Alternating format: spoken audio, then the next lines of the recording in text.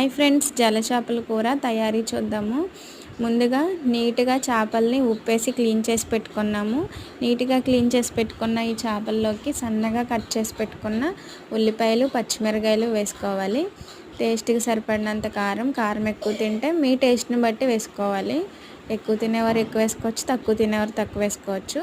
పసుపు, టేస్ట్కి సరిపడా ఉప్పు, ఆయిల్ అనేది కొంచెం నాన్ వెజ్కి ఎక్కువే పడుతుంది, లేకపోతే టేస్ట్ అంత బాగోదు.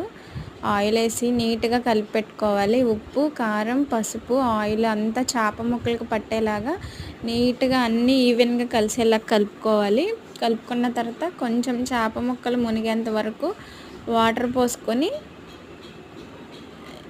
ఒక్కసారి ఇదంతా కలిపి పెట్టుకోండి. నీళ్ళు పోసుకున్న తర్వాత అన్నీ మళ్ళీ వాటర్ అంతా కలిసేలాగా కారం అదంతా. ఇప్పుడు స్టవ్ మీద పెట్టుకొని కొంచెం ఉడికిన తర్వాత 1 స్పూను అల్లం వెల్లుల్లి పేస్ట్ వేసుకోండి.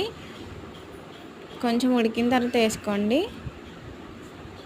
దీనిలో కొంచెం జీలకర్ర, వెల్లుల్లిపాయ పేస్ట్ వేస్తున్నాను. ఇప్పుడు చిన్న నిమ్మకాయంత సైజు చింతపండు పులుసు పోసుకోండి.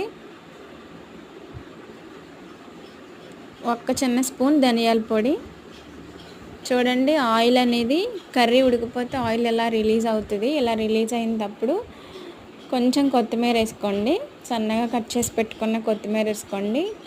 ఉప్పు అనేది కొంచెం తగ్గింది, కొంచెం ఉప్పు యాడ్ చేశాను. చూడండి, టేస్టీగా ఎంతో బాగుంది కర్రీ అయితే, కలర్ఫుల్గా. మీకు కూడా నచ్చితే ఒక్కసారి ఈ విధంగా తయారు చేసుకొని ఏ విధంగా వచ్చిందో కామెంట్ చేయండి. Thanks for watching.